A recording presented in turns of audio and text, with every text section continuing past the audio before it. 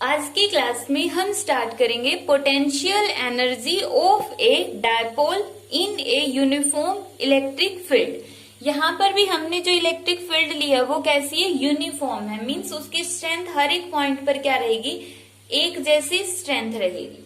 तो इसके अंदर हमने एक डायपोल रख दिया ए बी। ए बी क्या है, यहाँ पर एक डायपोल है। तो हमें स्टडी करनी है कि उसकी पोटेंशियल एनर्जी कितनी होगी। तो हम सबसे पहले देखते हैं potential energy of a dipole होता क्या है। Potential energy of a dipole क्या होती है, पोटेंशियल एनर्जी तो एक टाइप की एनर्जी ही है। तो ये क्या होगी, is the energy possessed by the dipole. तो ये डायपोल की वो एनर्जी है जो किसकी वजह से है, by virtue of its particular position in electric field. देखो दो टाइप की एनर्जी होती है, एक तो काइनेटिक एनर्जी होती है और एक पोटेंशियल एनर्जी होती है। काइनेटिक एनर्जी होती है by virtue of its motion, by virtue of its motion. जब कोई भी चीज मोशन में होती है तो उसके मोशन में होने की वजह से जो एनर्जी होगी उसको हम बोलते हैं काइनेटिक एनर्जी। और पोटेंशियल एनर्जी क्या होती है, जब कोई भी बॉडी, उसकी किसी भी बॉडी की शेप, साइज या फिर पोजीशन की वजह से जो उस बॉडी के अंदर एनर्जी होती है, उस एनर्जी को हम क्या बोलते हैं, पोटेंशियल एनर्जी। तो पोटेंशियल एनर्जी ऑफ डायपोल क्या होगा, potential energy of dipole is the energy possessed by the dipole by virtue of which it's particular position in electric field. जो इलेक्ट्रिक फील्ड हमने अप्लाई की है उस इलेक्ट्रिक फील्ड के अंदर इस डायपोल की पर्टिकुलर पोजीशन की वजह से जो एनर्जी इसने पोजेस की है उस एनर्जी का नाम हमने क्या दे दिया, पोटेंशियल एनर्जी। अब यहाँ पर हमें इस पोटेंशियल एनर्जी की वैल्यू कैलकुलेट करनी है कि पोटेंशियल एनर्जी कितनी होगी जब इलेक्ट्रिक फील्ड कितनी दी हो, ई इलेक्ट्रिक फील्ड दी हुई हो। जैसे यहाँ पर हमने कितनी इलेक्ट्रिक फील्ड मान ली, ई इलेक्ट्रिक फील्ड मान ली। तो हमें बताना है कि इस डायपोल की पोटेंशियल एनर्जी कितनी होगी। तो यहाँ पर हमने जो ये डायपोल कंसीडर किया है, इस डायपोल ने इलेक्ट्रिक फील्ड के साथ कितना एंगल बना लिया, थीटा एंगल बना लिया। ये हो गया डायपोल। और एंगल किसने बनाया, इसकी डायपोल मोमेंट जो कि P है। और P की डायरेक्शन कहां से कहां तक होगी, negative charge to positive charge. तो इस डायपोल मोमेंट ने इलेक्ट्रिक फील्ड के साथ कितना एंगल बनाया है, E एंगल बनाया है। तो यहाँ पर इलेक्ट्रिक फील्ड ने इस डायपोल पर कितना टॉर्क एक्सर्ट किया, ये हम अपने प्रीवियस लेक्चर में स्टडी कर चुके हैं। टॉर्क कितना लगाएगी electric field, PE sine theta. Means जैसे ही हमने इस डायपोल को यहाँ पर इलेक्ट्रिक फील्ड में प्लेस किया, ये जो इलेक्ट्रिक फील्ड है इस डायपोल को रोटेट कर देगी इस तरह से। और कब तक रोटेट करती रहेगी, जब तक इसकी डायरेक्शन इलेक्ट्रिक फील्ड की डायरेक्शन में नहीं आ जाती। तो यहाँ पर फोर्स कौन लगा रहा है, मीन्स टॉर्क कौन लगा रहा है, ये इलेक्ट्रिक फील्ड लगा रही है। तो हम इसके अंदर लिखेंगे कि small amount of work done, small amount in rotating a dipole through a small angle d theta. अब अगर इस डायपोल को, ये जो डायपोल है देखो अब कितना एंगल बना रहा है, थीटा। मान लो इसको हम थोड़ा सा और इस तरह से रोटेट कर देते हैं, तो इस पोजीशन से जब हम इसको इस पोजीशन पर लेकर आते हैं, ये कितने एंगल से रोटेट हो गया, मान लो डी थीटा एंगल से हम इसको रोटेट करते हैं, चाहे इस डायरेक्शन में करें या फिर इस डायरेक्शन में करें। मान ली इस डायरेक्शन में भी करते हैं तो कितना वर्क एंगल से रोटेट कर दिया हमने, डी थीटा। तो जो रोटेशन होगी वो कितने एंगल से होगी, डी थीटा के एंगल से होगी। तो उस केस में हमें कितना वर्क डन करना पड़ेगा, वर्क डन का फॉर्मूला क्या होता है, फोर्स इंटू डिस्प्लेसमेंट। बट यहाँ पे फोर्स की बजाय क्या लग रहा है, टॉर्क लग रहा है। और डिस्प्लेसमेंट की बजाय एंगुलर डिस्प्लेसमेंट होती है। देखो जब बॉडी ऐसे रखी हुई और उस बॉडी को हम ऐसे एक स्ट्रेट लाइन में मूव करवाते हैं, उसकी इस पोजीशन से हम उस बॉडी को यहाँ पर ले गए तो उसमें होती है डिस्प्लेसमेंट। बट अगर एक बॉडी रोटेट कर गई, रोटेट करके दूसरी जगह चली गई, मीन्स इस तरह से अगर वो मूव कर रही है, तो उस केस में उसके अंदर हम एंगुलर रोटेशन लेते हैं। जैसे इसमें यहाँ पर थी बॉडी और अगर हम इसको यहाँ पर लेकर जा रहे हैं तो वो बॉडी इस तरह से रोटेट कर गई, यहाँ से यहाँ पर आ गई है। तो कितने एंगल से रोटेट कर गई, डी थीटा से। हमने कितना माना, डी थीटा। तो वर्क डन का फॉर्मूला क्या हो जाएगा, फोर्स की बजाय तो आ जाएगा टॉर्क, और लीनियर डिस्प्लेसमेंट की जगह आ जाएगा एंगुलर डिस्प्लेसमेंट, जो कि कितना है, डी थीटा। तो वर्क डन की जगह हमने लिख लिया टाउ डी थीटा। अब यहाँ पर हम टाउ की वैल्यू पुट करेंगे, यहाँ पे लिख लेते हैं टाउ की वैल्यू कितनी है, पी, और वर्क डन कितना होगा, small amount of work done, तो इसको मानेंगे डी डब्ल्यू, क्योंकि अभी तक हमने सिर्फ डी थीटा से रोटेट किया है, थोड़ा सा रोटेट किया तो डी डब्ल्यू मान लिया, पी ई और साइन थीटा, और यहाँ पे आगे क्या है, ये d theta as it is. ये तो हो गया small amount of work done, जब हमने कितना रोटेट किया है, डी थीटा से रोटेट किया। अब हम यहाँ पर निकालते total work done, total work done, total work done in rotating the dipole from orientation theta 1 to theta 2। मान लिया शुरू में इसका ये एंगल थीटा 1 है, और इसको हमें जैसे शुरू में यहाँ पर था, और इसका एंगल इलेक्ट्रिक फील्ड के साथ कितना बना रहा है, ये थीटा 1 बना रहा है, और इसको हम कहाँ पर लेकर गए, थीटा 2 पर लेकर गए। थीटा 1 से यहाँ से डायपोल को हमने यहाँ पर ले गए, या फिर इसके डाउनवर्ड डायरेक्शन में ले जाओ यहाँ पर। तो यहाँ पर जब ये दूसरा एंगल हो गया ना थीटा 2, तो थीटा 1 से थीटा 2 तक ले जाने में हमने टोटल वर्क डन कितना किया है। तो टोटल के लिए हम इस इक्वेशन का क्या कर देंगे, इंटीग्रेशन कर देंगे। तो डी डब्ल्यू का integration is equal to PE sine theta D theta. अब यहाँ पे डिफरेंशिएशन और इंटीग्रेशन है, तो सिंपल क्या बच गया, डी डब्ल्यू का इंटीग्रेशन क्या होगा, डब्ल्यू, और इंटीग्रेशन की लिमिट क्या हो गई, थीटा 1 से थीटा 2। तो यहाँ से क्या क्या कांस्टेंट निकलता है, पीई कांस्टेंट आ गया, और अंदर कितना बच गया, थीटा 1 से थीटा 2 और साइन थीटा डी थीटा। अब इसको सोल्व करते हैं और ऊपर वाला हम रब कर लेते हैं। अब यहां से p E as it is, sine theta का इंटीग्रेशन क्या होगा, माइनस कोस थीटा, और लिमिट होगी थीटा 1 से थीटा 2। अब माइनस साइन को बाहर निकाल लो, तो यहाँ पे माइनस पीई, अंदर बच गया कोस थीटा। सबसे पहले हम इंटीग्रेशन की अपर लिमिट अप्लाई करते हैं, तो थीटा की जगह क्या आ जाएगा, कोस थीटा, फिर लिखते हैं माइनस, और फिर लोअर लिमिट कोस थीटा 1। तो ये आ गया फॉर्मूला पोटेंशियल एनर्जी का। वर्क डन, और वर्क डन किसके फॉर्म में स्टोर होता है, उसकी पोटेंशियल एनर्जी के फॉर्म में, और पोटेंशियल एनर्जी को हम रिप्रेजेंट करते हैं यू से। तो आ गया p E cos of theta 2 minus cos of theta 1। यही हमें कैलकुलेट करना था कि डायपोल की पोटेंशियल एनर्जी कितनी होगी इलेक्ट्रिक फील्ड के अंदर। तो ये हमने कैलकुलेट कर लिया। अब इसके कुछ केसेस देखते हैं, स्पेशल केसेस। फर्स्ट केस में इन्होंने बोला अगर थीटा 1 0 डिग्री है और हमें इसको कहां पर सेट करना, थीटा 2 को 0 पर सेट करना। अब देखो, मान लिए इस केस में जो ये डायपोल था, 0 डिग्री का मतलब क्या है कि जिस डायरेक्शन में इलेक्ट्रिक फील्ड है, ये हो गई इलेक्ट्रिक फील्ड, और डायपोल भी ऐसे ही रखा हुआ है। यहाँ पे हो गया माइनस क्यू और यहाँ पर हो गया प्लस क्यू। तो P, अब देखो इलेक्ट्रिक फील्ड की डायरेक्शन भी ऊपर की तरफ और डायपोल मोमेंट की डायरेक्शन भी ऊपर की तरफ, तो एंगल कितना हो गया, थीटा 0। तो शुरू में एंगल कितना था, 0 था। अब ये इक्विलिब्रियम पोजीशन में, बट जैसा हमने इसकी डेफिनेशन में देखा था कि यहाँ पे पोटेंशियल एनर्जी मीन्स टॉर्क के अगेंस्ट वर्क डन करना। अब इसको हम इस पोजीशन से, मान लो इस पोजीशन पर रखना चाहते हैं, यहां पर लेकर आए हम इसको मूव करके हम यहां पर ले आए, प्लस क्यू को हम यहां पर ले आए। तो पहले तो एंगल थीटा 1 था इलेक्ट्रिक फील्ड के साथ जो 0 था, और अब कितना आ गया, इसकी वैल्यू थीटा। अब इलेक्ट्रिक फील्ड के साथ इसने कितना एंगल बना दिया, थीटा एंगल बना दिया। मींस इक्विलिब्रियम में था ये बिल्कुल, और इसको हमने अब जबरदस्ती रोटेट कर दिया। तो इसको जब हम जबरदस्ती रोटेट करेंगे तो कितना वर्क डन करना पड़ेगा, और वर्क डन क्या होगा, उसकी पोटेंशियल एनर्जी तो कितनी आ गई, minus PE cos theta 2। Theta 2 की जगह हम लिखेंगे थीटा, और थीटा 1 की जगह हम लिखेंगे कोस 0 डिग्री।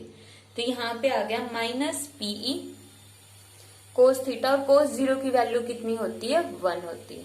तो ये आ गया इसका first special case, minus PE cos theta minus 1। अब हम देखते हैं सेकंड स्पेशल केस।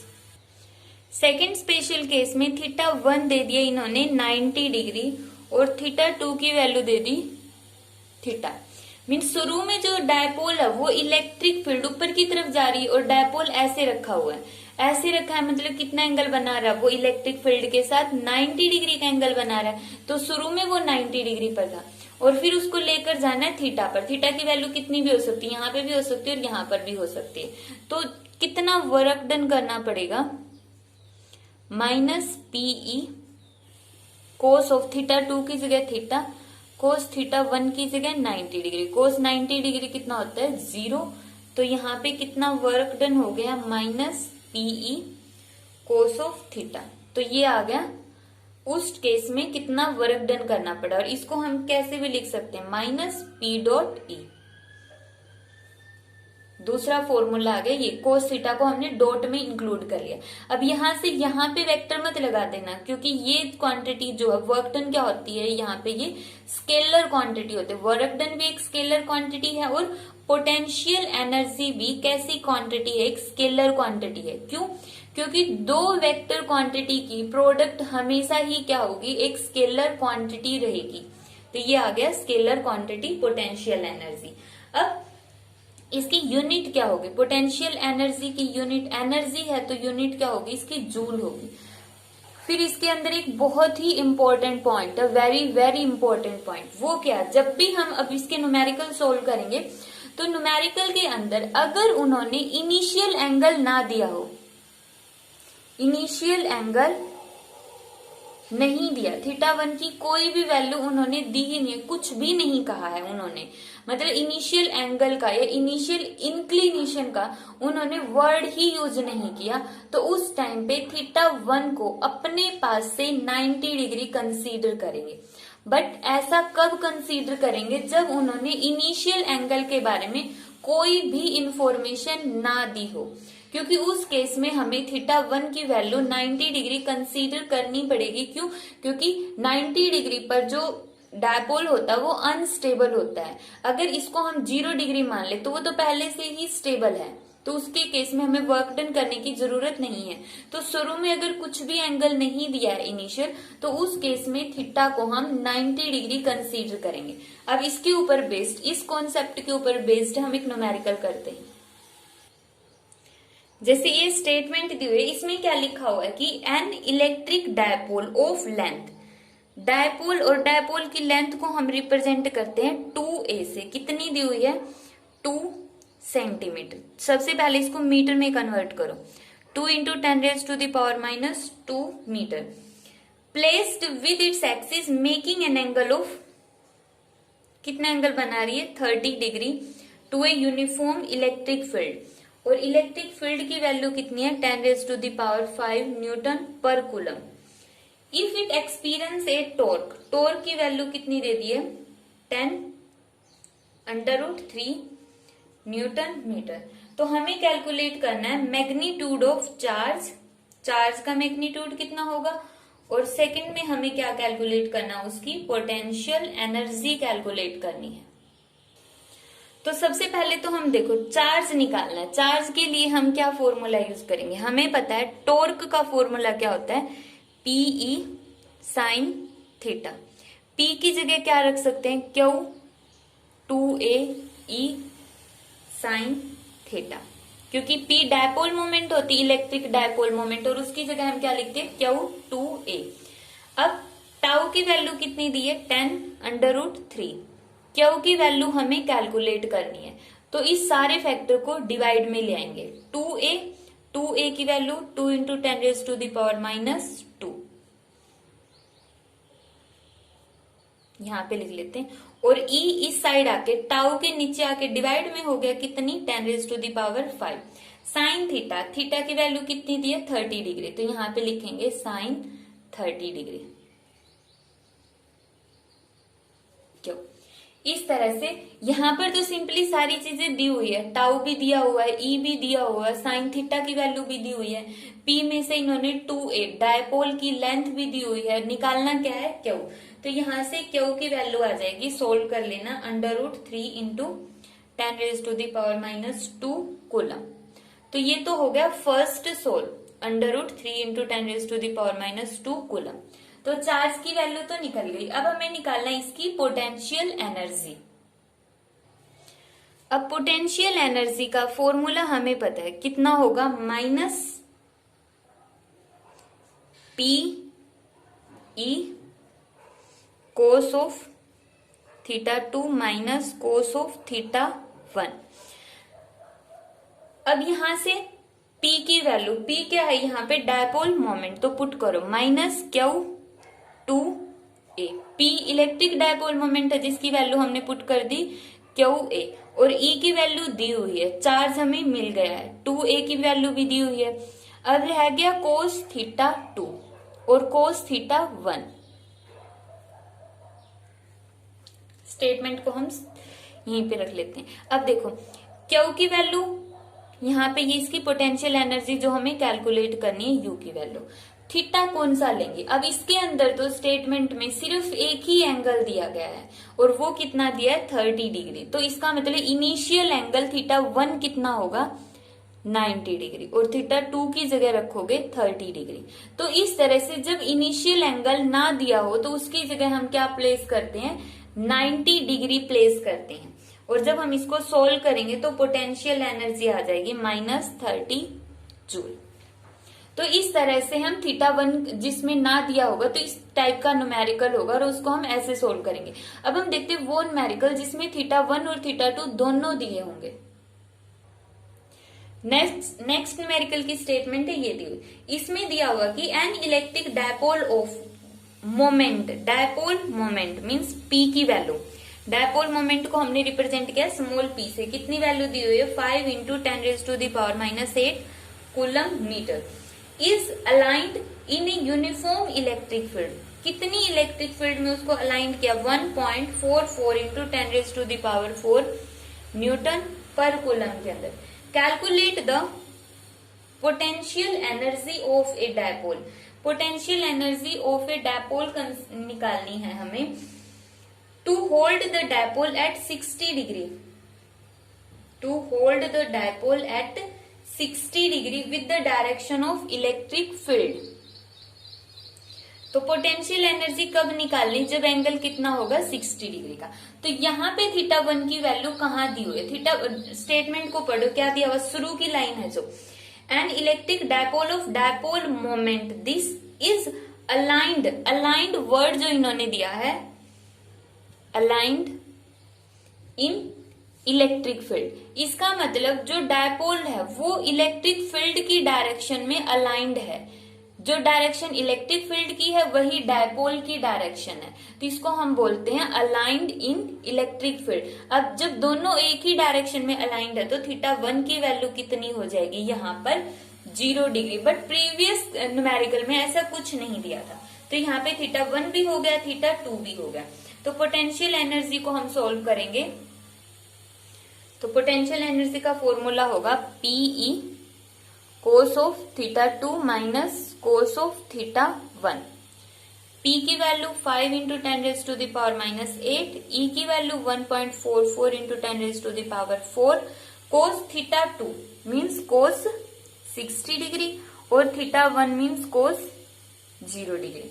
जब हम इसको सोल्व करेंगे तो आंसर आएगा 3.6 इंटू 10⁻⁴ जूल। तो इस तरह से हम θ1 और θ2 को सोल्व करते। जो इसके पोटेंशियल एनर्जी के न्यूमेरिकल होंगे वहां पे मेन प्रॉब्लम बस θ2 और θ1 की होती है। θ2 हमेशा दिया मिलेगा या फिर पूछेंगे, वो मोस्टली केस में 99.9% केसेस के अंदर θ2 तुम्हें दिया होगा और θ1 के बारे में हिंट दिया होगा। θ1 की वैल्यू में भी डायरेक्ट दी हो या फिर उसका हिंट दिया होगा कि θ1 तुम्हें कितना लेना है, और अगर कुछ भी नहीं दिया तो θ1 कितना लेना है, 90 डिग्री। थर्ड न्यूमेरिकल, तो इसमें इन्होंने क्या दिया है कि an electric dipole consist of charge. Electric dipole के अंदर चार्जेस कितने होंगे, 2e। एक तो होगा +2e और दूसरा चार्ज क्या होगा, -2e।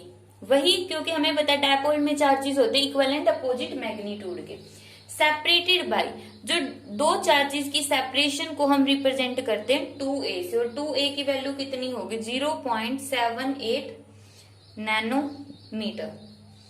It is in an electric field strength, इसको हमने कहां पर प्लेस कर दिया इलेक्ट्रिक फील्ड के अंदर, और जिसकी वैल्यू कितनी होगी 3.4 इंटू 10⁻⁶ न्यूटन पर coulomb. Calculate the magnitude of torque on the dipole when the dipole moment is, तो क्या करना है इसके अंदर, calculate the magnitude of torque. कब कैलकुलेट करना है, सबसे फर्स्ट तो जब डायपोल मोमेंट P है वो कैसी होगी, पैरेलल में होगी इलेक्ट्रिक फील्ड के। सेकंड केस में डायपोल मोमेंट परपेंडिकुलर होगी इलेक्ट्रिक फील्ड के साथ, और थर्ड केस में डायपोल मोमेंट एंटी पैरेलल होगी इलेक्ट्रिक फील्ड के साथ। ठीक है, तो इसको हम सोल्व करते हैं, ये रही इसकी स्टेटमेंट। तो यहां पर हम इसको सोल्व करेंगे। सबसे पहले हम निकालते हैं टॉर्क। तो टॉर्क का फॉर्मूला क्या होगा, टॉर्क का फॉर्मूला हो गया PE साइन थीटा। P की जगह हम क्या रखेंगे Q 2A E sine theta. अब टॉर्क हर एक केस में निकालना है। सबसे पहले फर्स्ट केस में निकाल लेते हैं, जब डायपोल मोमेंट और इलेक्ट्रिक फील्ड पैरेलल में है, मींस इलेक्ट्रिक फील्ड वो ऊपर जा रही है और जो हमने डायपोल लिया उसकी डायरेक्शन भी क्या है, ऊपर की तरफ है, तो एंगल कितना होगा 0। तो इस केस में एंगल कितना होगा 0 डिग्री। सेकंड केस में एंगल कितना होगा 90 डिग्री परपेंडिकुलर है, और थर्ड केस में इलेक्ट्रिक फील्ड ऐसे जा रही है और डायपोल उल्टा रखा हुआ है, तो थीटा कितना हो गया 180 डिग्री हो गया। तो इसको सोल्व करते हैं फर्स्ट केस को। Tau is equal to q की वैल्यू कितनी है 2E, E मतलब कि चार्ज ऑन इलेक्ट्रॉन, 2A कितना है 0.78 नैनो मीन्स 10⁻⁻⁹ मीटर, और बच गया फिर E की वैल्यू कितनी दी है 3.4 into 10⁻⁶ multiply by sine theta कितना है 0। अब साइन जीरो की वैल्यू कितनी होती है 0, तो सारी टर्म ही क्या बच गई 0। तो फर्स्ट केस में टॉर्क कितना आ गया, फर्स्ट केस का टॉर्क आ गया 0। तो ये तो हमारा सोल्व हो गया। अब हम देखते हैं सेकंड केस के अंदर। सेकंड केस में सारी चीजें तो सेम रहेगी, एंगल कितना होगा 90 डिग्री का, तो मल्टीप्लाई बाई साइन 90, इसमें तो आ गया 0, तो मल्टीप्लाई बाई साइन 90, साइन 90 की वैल्यू कितनी होती है 1, तो यहां पर हम प्लेस कर देंगे 1, क्योंकि साइन 90 कितना होगा 1 होगा। तो यहाँ पे हम टॉर्क की वैल्यू सोल्व करेंगे तो आएगा 8.5 इंटू 10⁻⁻22 न्यूटन मीटर। ये सेकंड के केस में टॉर्क आ गया। इसी तरह थर्ड केस में निकाल लेंगे। थर्ड केस में एंगल कितना है 180, तो पूरी टर्म एज इट इज और मल्टीप्लाई बाई साइन 180। अब हमें पता है साइन 180 भी कितना होता है 0, तो थर्ड केस में भी टॉर्क कितना आ जाएगा 0 आ जाएगा। यहाँ पे सिर्फ थीटा की वैल्यू हमें खुद सोचनी थी कि अगर डायपोल मोमेंट इलेक्ट्रिक फील्ड के पैरेलल में है तो थीटा कितना होगा 0 डिग्री, अगर परपेंडिकुलर है तो थीटा 90 और एंटी पैरेलल है तो 180, और यहाँ पे प्लेस कर दो। सारी वैल्यू इन्होंने दी हुई है। बाकी के न्यूमेरिकल प्रैक्टिस कर लेना।